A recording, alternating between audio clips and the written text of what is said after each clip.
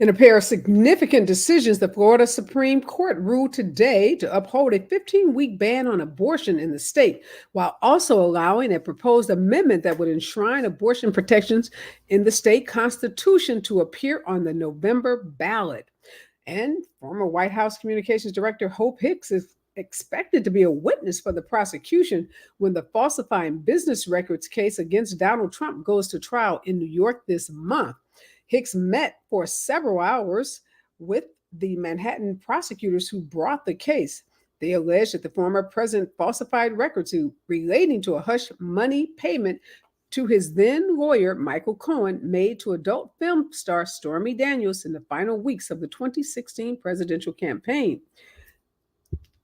And President Joe Biden is encouraged by what's happening in Florida and believes that this year the Democrats can actually win the state of Florida, specifically around the issue of abortion. Even though Donald Trump and Republicans have won the state in the last two elections, the Biden administration is encouraged and sees a pathway. And today, the Department of Health and Human Services said that hospitals must obtain written informed consent from patients before they undergo sensitive examinations like pelvis and prostate exams, specifically for those patients who are under anesthesia. After reporting was done that says that doctors were giving patients unnecessary pelvic and prostate exams as a way of teaching their medical students. Very interesting. Also today, a federal judge sentenced convicted murderer Alex Murdaugh to 40 years in prison for stealing millions of dollars from his legal clients, a punishment that can be served at the same time as a 27-year sentence previously imposed by South Carolina for related crimes. And remember, Alex Murdaugh is serving 2 life sentences for the murder of his son and his wife. And an auditor today has raised doubts about the ability of Donald Trump's publicly traded company to stay in business. Yes, a new report, a regulatory filing actually says that Trump Media and Technology Group, which operates the Truth Social platform, reportedly lost $58.2 million in 2023 while generating total revenues of $4.1 million. Trump Media listed its largest expense for the year as interest payments totaling more than $39 million. And Senator Raphael Warnock on Sunday excoriated former President Donald Trump over the $60 Bibles he is selling in partnership with country music star Lee Greenwood. Now, Warnock, who serves as senior pastor at Ebenezer Baptist Church in Atlanta, condemned Trump for selling the Christian holy text at a high price during an interview on CNN. Now, Warnock pointed to Trump's failed business ventures, including Stakes and the now defunct Trump University, both which have faced legal repercussions. And speaking of Donald Trump and issues with money, small dollar donations to Trump and the GOP are way down since 2019 and 2020. In 2020, Trump and his fundraising committees raised a record $626 million from small dollar donors. Now, that was 35% more than the Biden campaign. But last year, Trump raised just $51 million from small donors. Now, that's down from $119 million that he registered in 2019.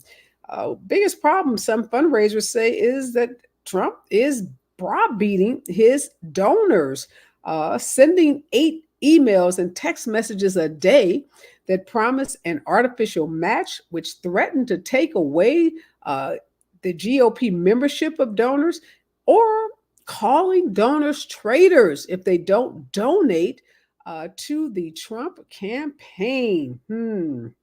All right.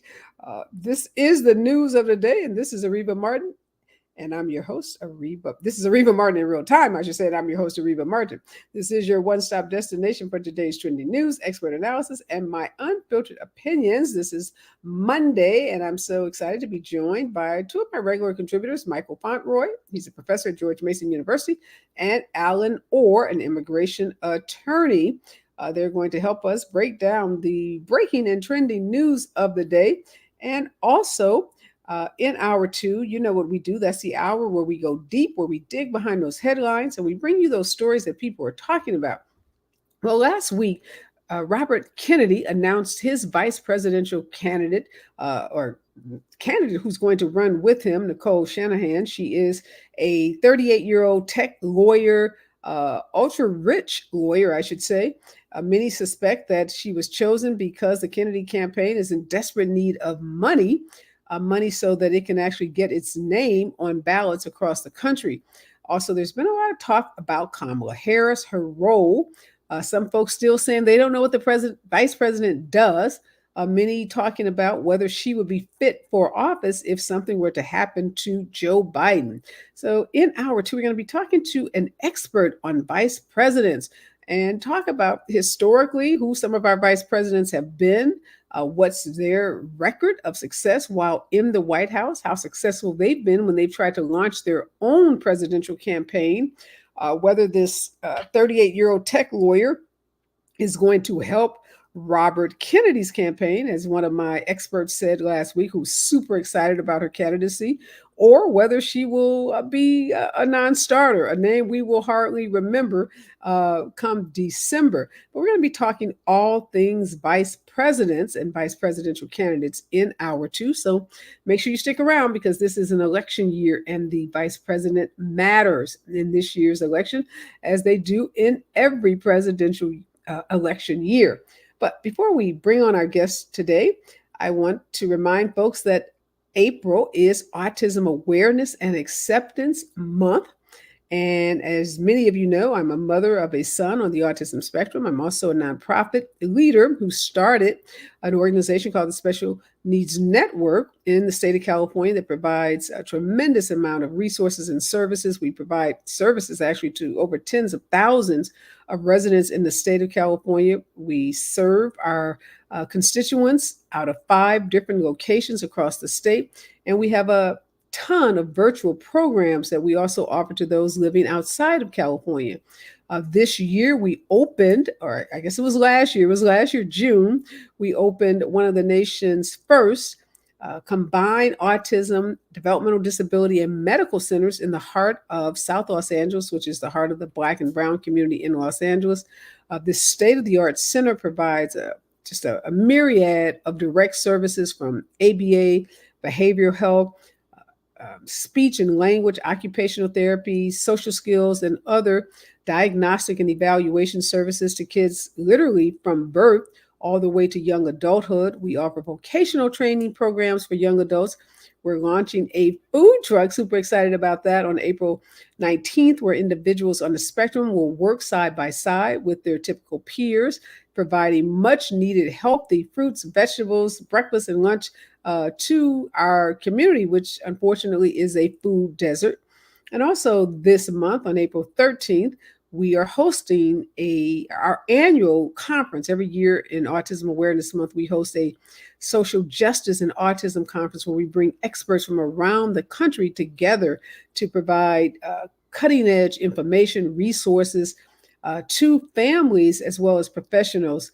And this year, I'm both saddened and honored by how we're going to open on Saturday, April 13th, and that's with a town hall where we're bringing together experts to talk about policing the autistic and mental health community. And this is in the wake of the tragic shooting death of an African-American teen, 15 years old, on the autism spectrum, a foster kid that was adopted by a very loving African-American family. They lived in San Bernardino County, right outside of LA County. And his name is Ryan Gaynor. And Ryan was tragically shot and killed by San Bernardino police on March 9th of this year.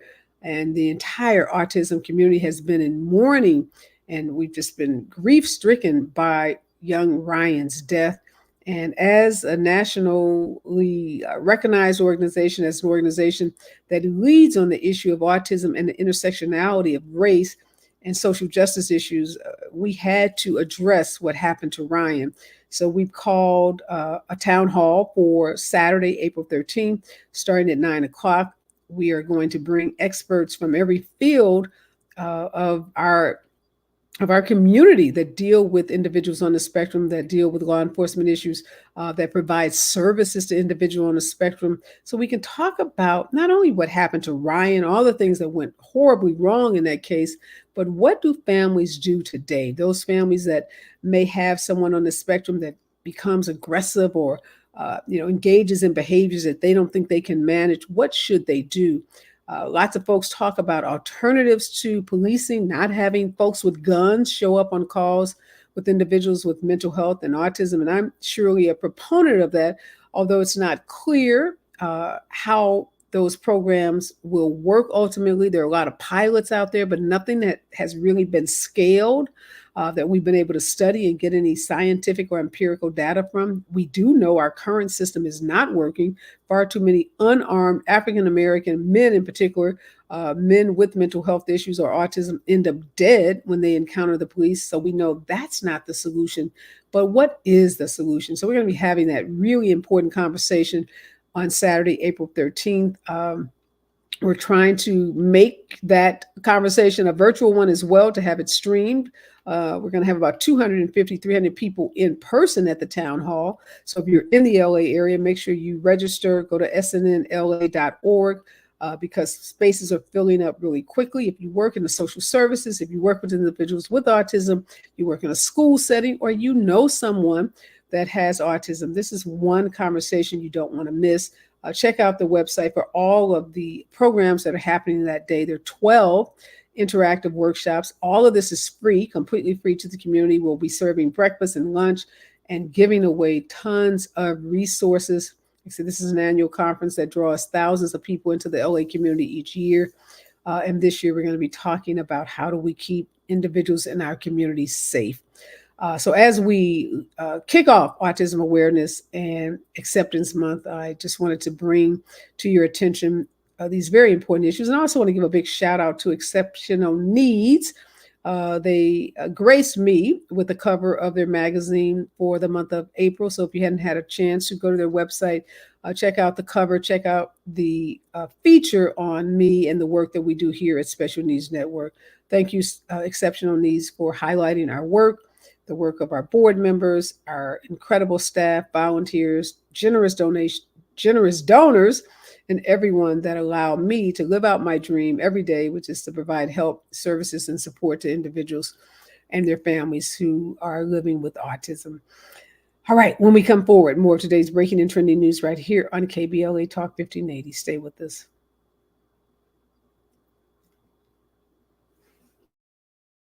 On KBLA Talk 1580.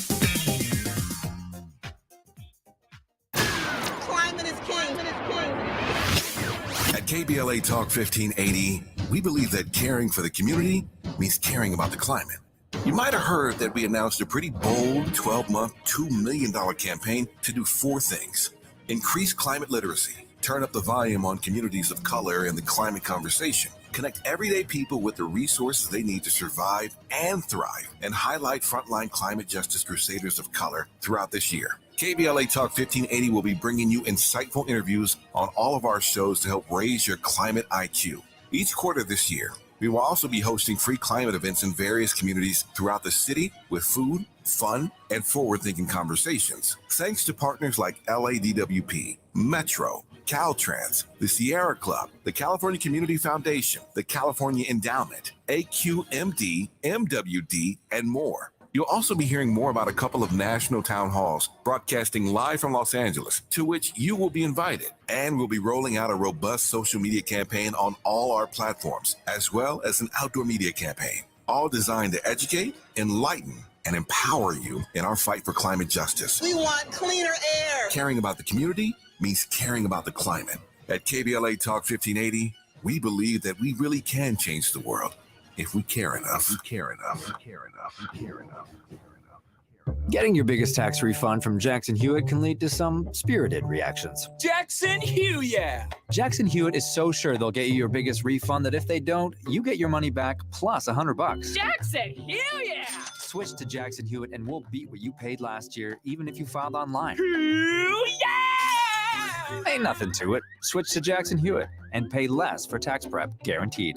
Proof of prior year payment required when filing. New clients only at participating locations through April 7th. Terms at jacksonhewitt.com. Lowe's knows pros need the right tools for every job. That's why we sell the largest in-store selection of Klein tools anywhere. Find new items like the self-leveling green laser level for just $159.98. Plus, shop the Connect pass-through socket set for $49.98, which you can only find at Lowe's. Shop Klein tools in-store and online today, because Lowe's knows tools. Lowe's knows pros. You're listening to KBLA Talk 1580, where climate is king. Climate is king. Substance use disorder and addiction is so isolating. And so as a Black woman in recovery, hope must be loud. It grows louder when you ask for help and you're vulnerable. It is the thread that lets you know that no matter what happens, you will be okay. When we learn the power of hope, recovery is possible. Find out how at startwithhope.com. Brought to you by the National Council for Mental Wellbeing. Shatterproof.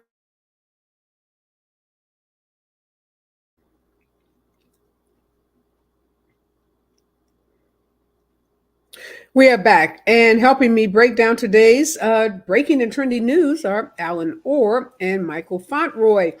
All right, I want to ask you this, Michael. You've worked in politics. You've worked with elected officials. There's news out that Trump's small donor base, that the donations from that donor base are way down. The donations are way down.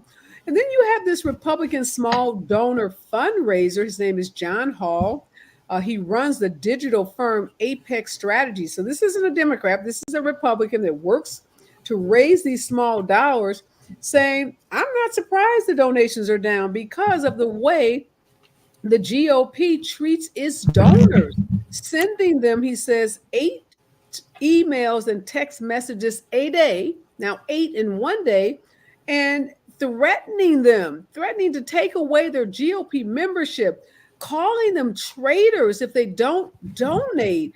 I mean, I don't know. You don't have to be a rocket scientist or a veteran fundraiser to know that you can't attack people, browbeat them, and berate them, and then expect them to send you their money. How do you make of this story? So this is one of a number of really worrisome signs for Republicans who are running, not just in terms of the presidential campaign, but also down ballot races. For every dollar that the Trump campaign has sort of sucked out of somebody's pocket, it's a dollar that can't be used for a down ballot race, gubernatorial, Senate, House, state legislature. And the Trump campaign has gone overboard for years now with this constant river of solicitations, asking for increasing levels of support. And I'll add one more to the list that has also been a problem. There are a number of Republicans who supported President Trump financially with one-time donations, but were marked as monthly donations. So 3-4 months go down the line and you realize that actually your donations are on auto pay, and every month you're giving the same amount to the Trump campaign. Well, for some people, that's too much. They didn't, particularly when they didn't intend for it to happen. So they have a real brewing problem here because there's just so much money that can be used. And we know that with the Trump family now running the Republican National Committee, every dollar they can pull out of there and send to the Trump campaign, they're going to do, in addition to the legal fees and all this other stuff. So it's a real mess. And by the way, I don't think former President Trump cares and will continue to do this just as he has.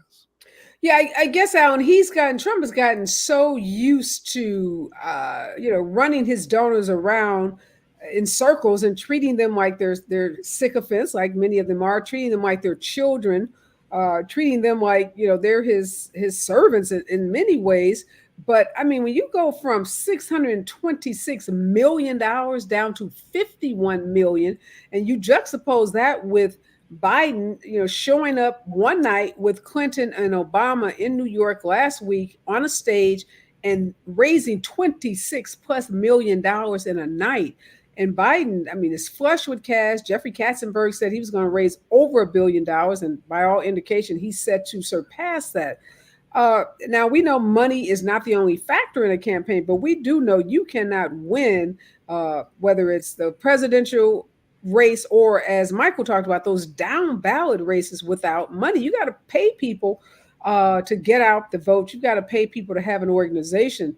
But the berating of people and the browbeating of people, what do you make of that, Alan? Yeah, I mean, listen, the pimp said you better have my money. So, I mean, that's basically his whole stance. He is running from court. He has 2 judgments that he's trying to meet. They cut a judgment in half. He had 10 days. We're going to see if Friday he even has 175 million, much less 400 million. So when you start counting the dollars up, it doesn't make sense. And the other thing that we should have an analysis of is his type of donors, right? In the Democratic Party, you have these donors who have millions of dollars who've been funding, the Bidens for a while or the DNC for a while. In the Republican Party, all of those really rich, high-end level RNC donors are not making that money to Trump anymore because they see it as a losing battle. He has not won anything since 2016. And that's the message people need to hear. He has not won anything since 2016. Last week, the Dems won in Alabama in a Trump district because of the foolishness they have with regards to women and reproduction rights. So the concept is it's a sham. It's a sham. Send your dollars if you want. Then don't tell me about the economy because he just doesn't have any. So that's why he has a Bible, a coin, a flag, some shoes, right? He is hawking everything. Thank you for bringing up the Bible. Michael, I cannot even imagine that the founding fathers could have envisioned a president being in as much debt as this president is. Last week, they were boasting about Trump's social is about to make $3 billion, make Trump $3 billion richer. Now the headlines today is that Trump's social, the stock prices have fallen significantly, that the company has never really been revenue positive. It's in debt as well, has a ton of debt. And, that $3 billion is probably pretty much a ruse like everything else we've heard about Trump. So as Alan said, the guy is selling anything that's not nailed down to the floor. And, I don't know. Are we going to get to the point where the president, the whole stature, the whole, the lure of the presidency, he is reducing it to like a used car salesman. Like, what separates him from the man on TV that's like, come on down, $9.99, no financing, no money down, those gimmicks that folks good credit, use to bad sell credit, cars. no credit, it doesn't matter. We got you covered. Yeah. So this is again, there's so many things that are problematic. This is another issue. So let's say this stock price will correct itself. I always thought the earlier stuff, the first couple of days, was insane.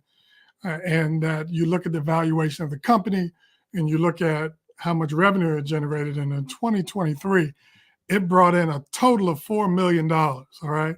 And somehow this is a multi-billion-dollar corporation. So that's actually something to keep an eye on, because if that number begins to go up right before the 6-month lockout period ends, that actually could be a possibility for somebody currying favor with Trump to improperly inflate the value of the company to put money in his pocket, right? So keep an eye on that as we get closer to the election 6 months from now. If it turns out that number is back up again, there could be some shenanigans behind it. Yes, he has diminished the presidency in many ways, through campaigning, through public policies, just through general behavior. And I don't know that there's anything he won't sell. You know what? I bet you around 4th of July, we'll be seeing signed American flags from him or something along those lines, trying to tie in the patriotism and the election and all that other stuff.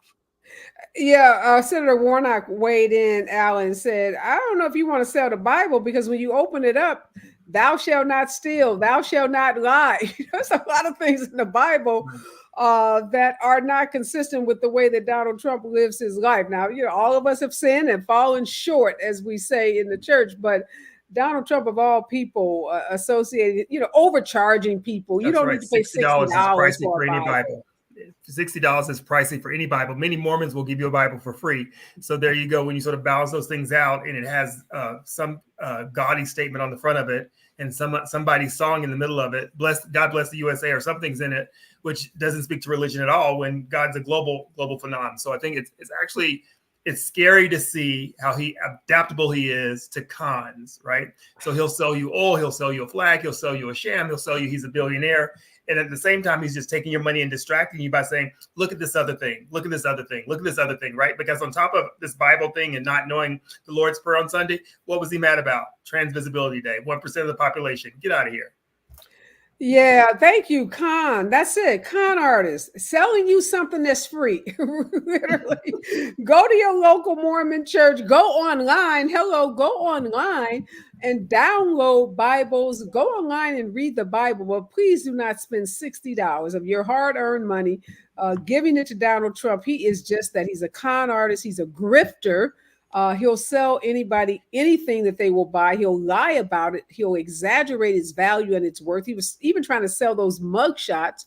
And unfortunately, they say now he's turning his rallies into these big church services, and he's ending with this reflective tone and creating, this cult-like following that many of his, followers that show up at these rallies apparently like, and they are not comparing him, they say, to Jesus, but comparing him to David and other biblical figures in the Bible. Try Jim Jones. Don't go in the Bible. Jim Jones. Don't go to the Bible.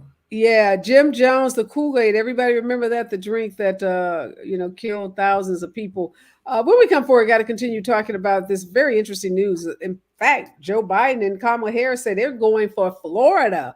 That's Ron DeSantis' territory. I'll talk about what the pathway might be for Democrats in Florida. Stay with us. KBLA Talk 1580. Great time. More of Areva Martin in real time when we come forward. I'm Amber Payton. Here's the latest on the Black Information Network. Small businesses that have been impacted by the Key Bridge collapse can apply for disaster loan assistance. Businesses are eligible for low-interest loans up to $2 million.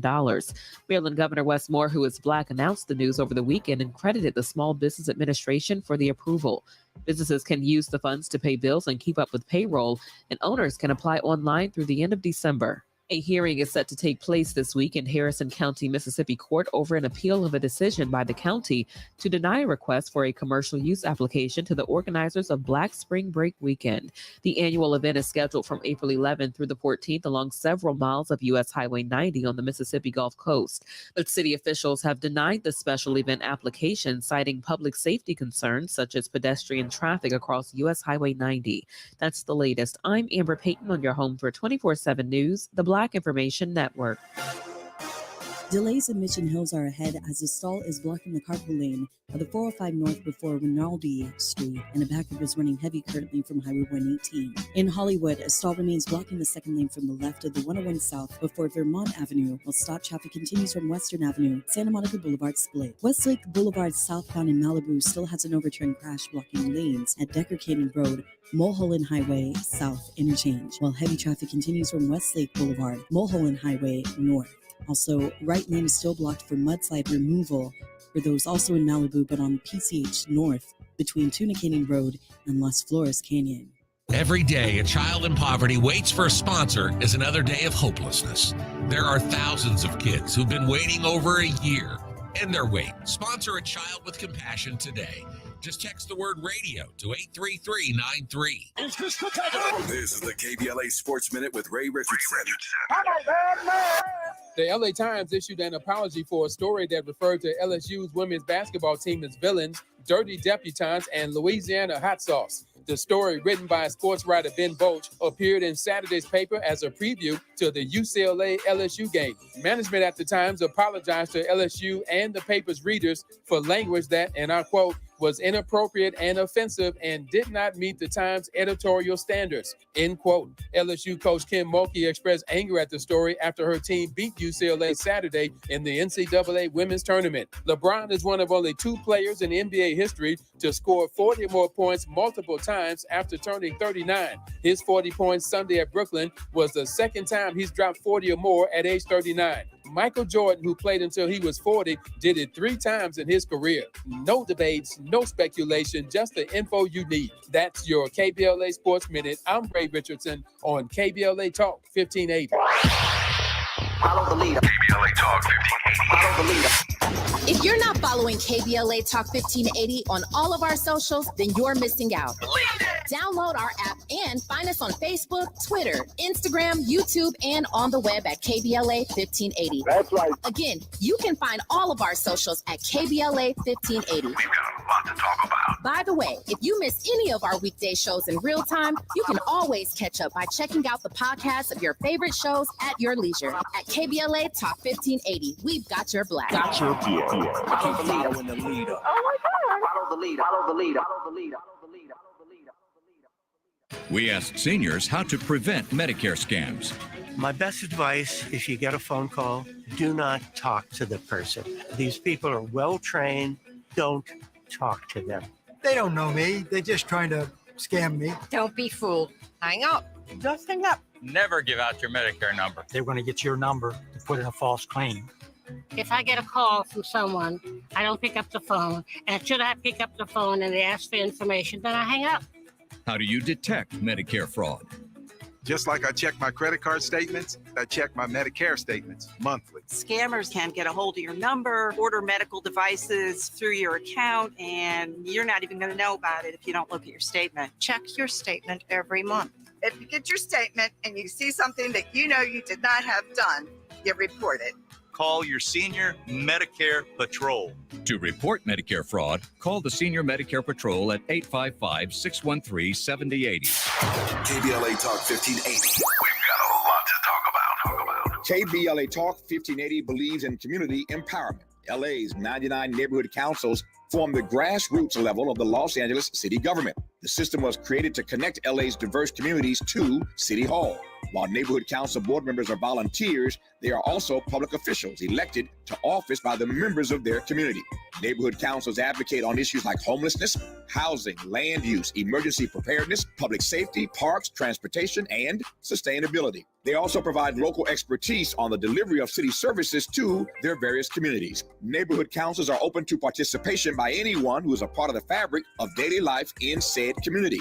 This includes those who live, work, or own property or a business. If you are interested in stepping up to join your local neighborhood council, visit www.empowerla.org. That's empowerla.org. It's time to think globally, but act locally. This is a community call to action from KBLA Talk 1580.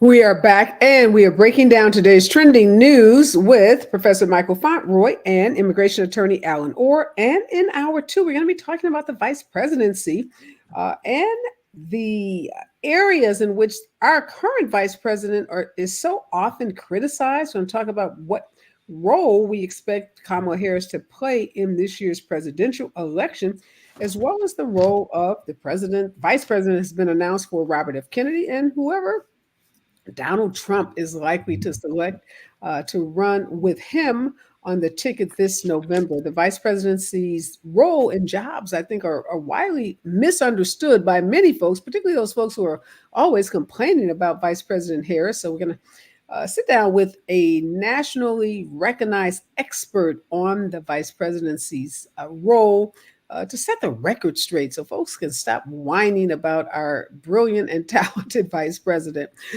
So make sure you stick around for hour 2. Okay, Alan, you mentioned Alabama and this Democrat winning a seat in Congress, a seat that had previously been a GOP seat. And now the Biden-Harris administration is saying that they're going to make a big play in the state of Florida, where that's Ron DeSantis' territory. That's where we've watched for the last couple of years. Ron DeSantis, stoke these culture wars and do everything he can to try to turn the clock back, particularly as it relates to the rights of Blacks and, those in the LGBTQ community. What do you make of this strategy, and will they be helped by this new bill passed in Florida around an abortion ban? I think they definitely will be helped by this new abortion ban, but I'm not a paid strategist yet, but they have 31 million they want to share around. I'm happy to give them some insight from my corner, but they need to learn from Charlie Brown on Florida and Texas. Quit letting Lucy pull the ball in the last minute. We did lose in the last election just by a couple of percentage points, but the Democrats focus so much on Texas and Florida, they forget about the other states that really matter. And I think that's where Hillary Clinton went awry. So sure, there are Democrats in Florida, let them fight for Florida. There are Democrats who are in Texas, let them fight for Texas.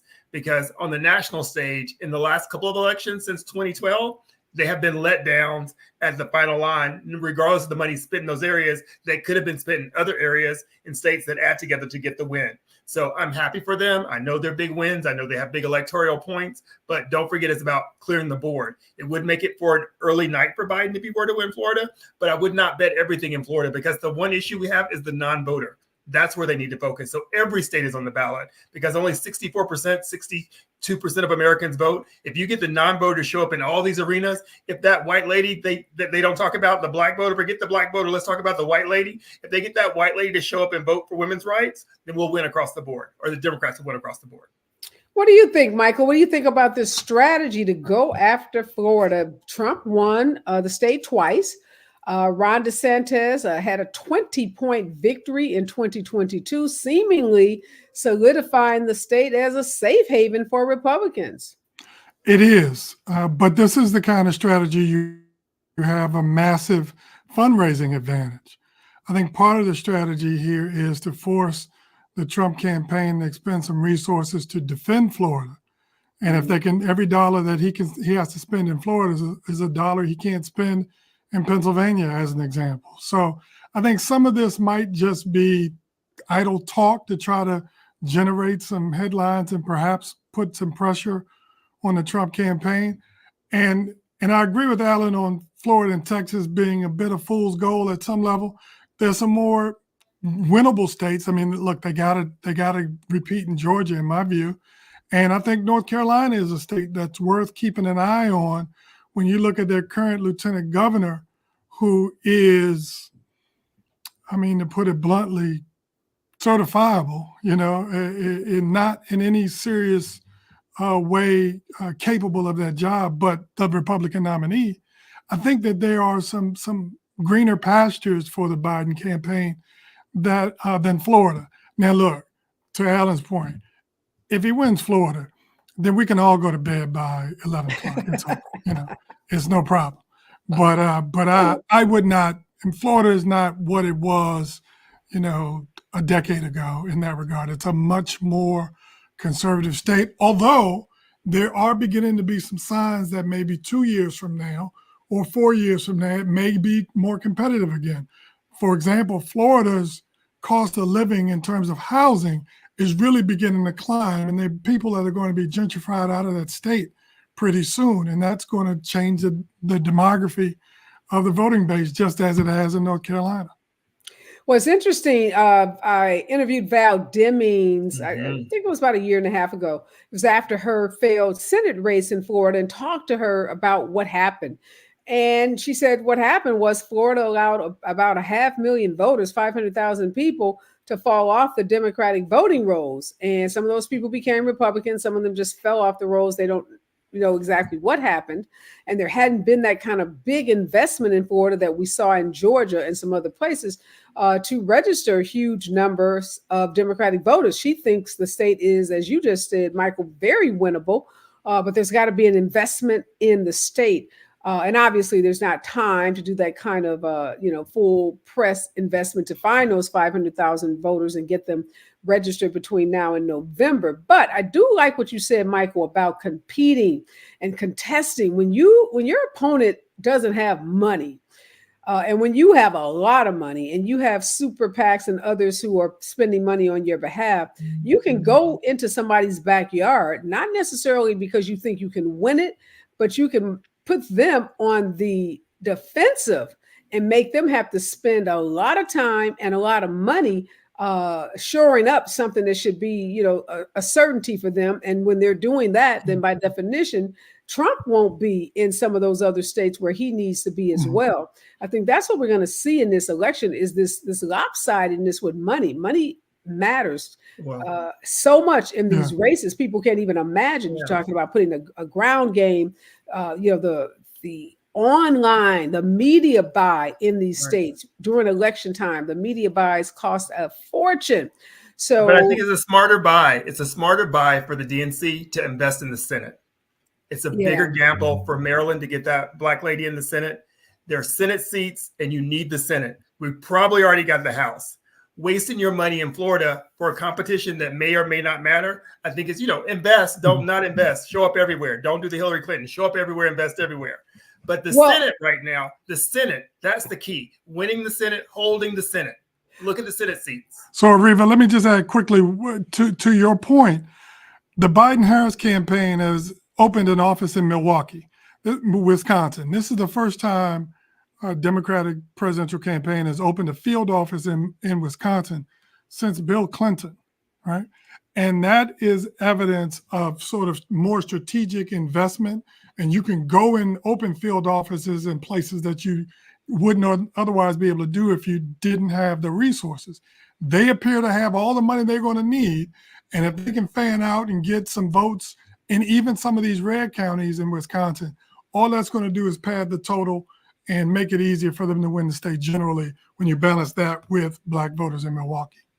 Yeah, no doubt about it. Money talks, and money allows you to have a much more broad-based campaign, offices everywhere. You can pay folks that you otherwise would expect to show up as volunteers. So it just gives you tremendous advantages. And, this lack of enthusiasm gap that we keep hearing so much about. Money can help close that. When you just inundate a community and area with voters and with information, you can start to see some changes. Let's go back to that Senate race real quickly. You brought up Allen in Maryland. So Angela Alsobrook, who is she's like a DA. She's the Prince George's County executive. It's a county president position. She's the highest ranking person in the county. Okay, so she's the county executive, not the DA. Yeah. She was a DA at one point, right? Correct. And she's, Prince George's County is I think it's the second largest county in the state. Very, very progressive, very black. And she's running against a member of Congress from an adjoining county, Montgomery County, named David Trone, who's well-financed and sort of has some advantages that she doesn't. She has some advantages that he doesn't. And oh, by the way, the most recent Republican governor has decided to jump into the race, and he's already leading both of them in the polls. So to Alan's point, Maryland is going to be a razor's edge in the Senate. And under normal circumstances, the Democratic nominee would walk away with that race. And I'm sure the Democrats counted on Maryland being in their column, and now they can't. And so that mixes up all of the electoral calculus that they had in front of them. Because it's time to get 2 black women in the Senate, because we know one from Delaware is going. At this point, unless someone else jumps in the race, Delaware will have a black female senator.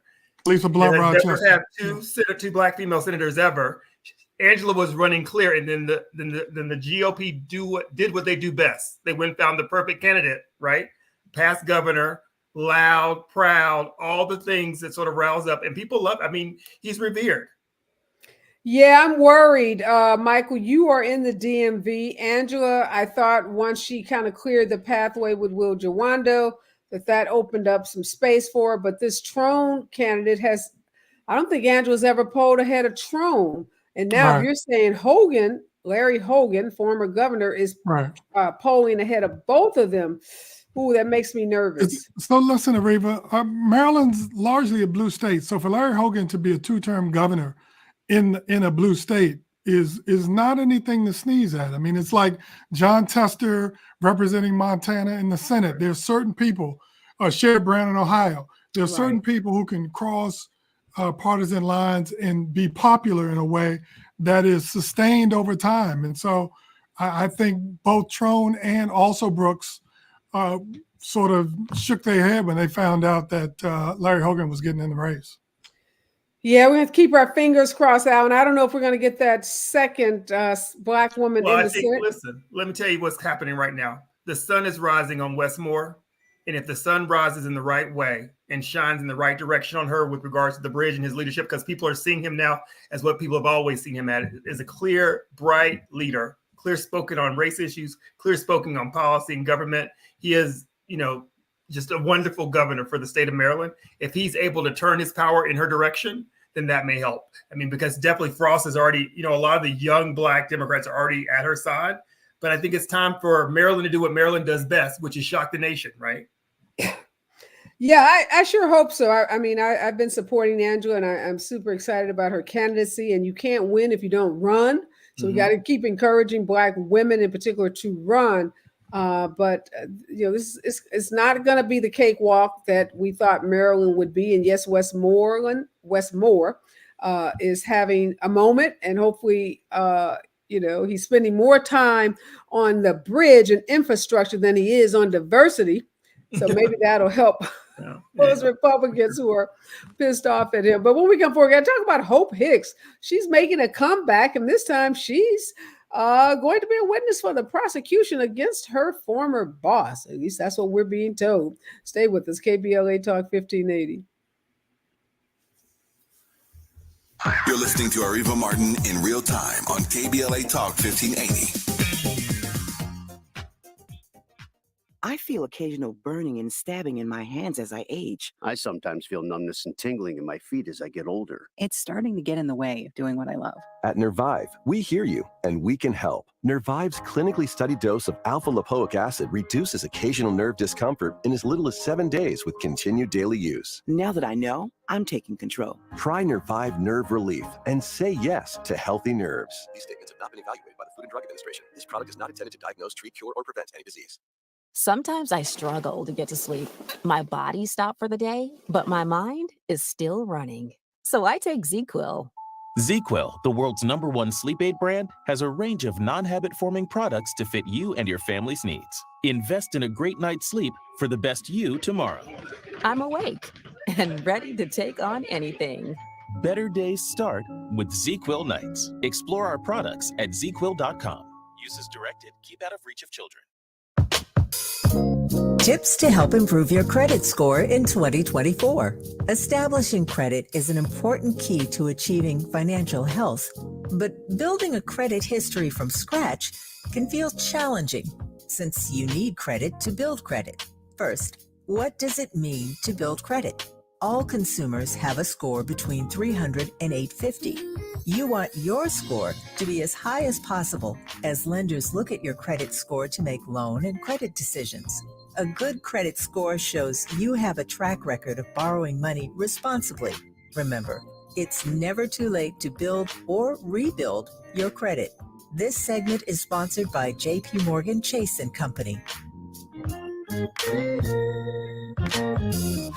Environmental justice is racial justice. Environmental justice is social justice. This is KBLA Talk 1580. We've got a lot to talk about.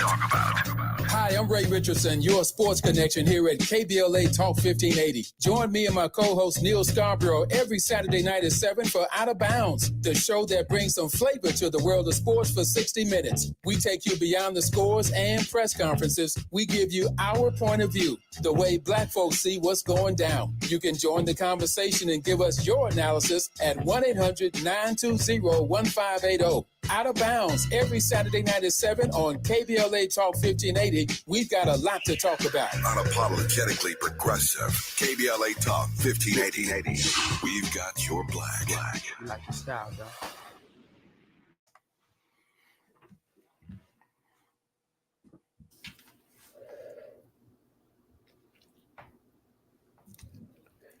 Donald Trump's legal problems are not going away, even though he got that reprieve in the fraud case where he had to post a $454 million bond. The judges on the appellate court in New York gave him exactly what he wanted. He wanted to cut that bond amount down to $175 million, and he wanted some extra time. So he got that. But he still is facing Alvin Bragg, who is the district attorney in Manhattan, who's moving forward this month with the trial for the allegations is that payments were made to Stormy Daniels. They were kind of filtered through his former attorney, Michael Cohen, but all of it was about shutting Stormy Daniels up so that any bad information about Trump would be buried in case it would ruin his chances of being elected in 2016. So it's about falsifying business records because, of course, they didn't want to show on their business records and documents that he was paying a porn star to keep her quiet about a relationship that they had. So this trial is going to have a lot of intrigue, a lot of salacious details because it does involve Stormy Daniels, who is an adult film star. But Alan, Hope Hicks, she was ride or die Donald Trump. And now the news is that she is a witness for the prosecution. So we've seen, 10 or more folks that used to work for Donald Trump who've come out against him, telling us that he's unfit, shouldn't be the president. And now we may see for the first time one of his former aides, closest aides in his inner circle, testify against him in ways that we haven't seen other folks willing to do, other than Michael Cohen, of course. What do you make of this? Yeah, she doesn't get any cookies. So let's start with that. She's not getting an award for telling the truth. I mean, because she sat in the office the whole time. The fact that Trump and his other male cohort were such chauvinists that they spoke freely in front of her is a benefit to us. And the fact that now she's coming months later to tell us again what has happened, because she's already sort of said some things before, is only true to character. And I sort of feel like she might have been in hiding at this time, because I don't even remember where she's been since I last saw her during the trial, testifying before Congress, almost 2 years ago. So I think it's going to be a moment. Unfortunately, it's going to be the two sides there always are. The people who always knew that that's what happened, and the people who are never going to believe that that's what happened. So no matter what they say, someone's going to explain it away if you're a true believer.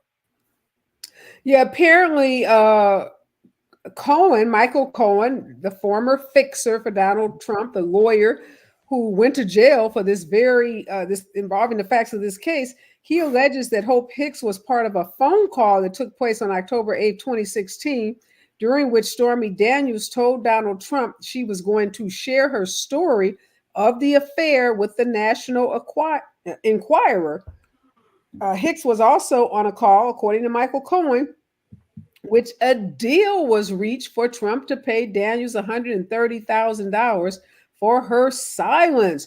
All right, Hicks was in a lot of places, Michael, where Donald Trump was engaged in criminal conduct or alleged criminal conduct. So what do you make of Hope Hicks having to testify against her boss? If that phone call took place, and obviously I'm going to defer to the two lawyers on the call, I find it notable that he didn't immediately scream extortion, and rather he reached for his checkbook and gave her whatever number she would accept to be quiet about all this. And then I would add, this is a sort of financial disclosure problem. This is also a potentially tax issue, but it's also election interference because, of course, he wrote the check to keep down the noise, because had that noise come out, there's no way he could have won the election in the aftermath of the Access Hollywood tape. So I bristle a little because I just think that this isn't being talked about as an election interference issue, which from my untrained eye, it seems to me to be. And so whatever evidence Hope Hicks is willing to bring forward, and I'm not sure she's a willing person here. She's not like some of these other folks. I think she's still on Team Trump. She's just being quiet about it. And she's testifying because she has to, not necessarily because she wants to.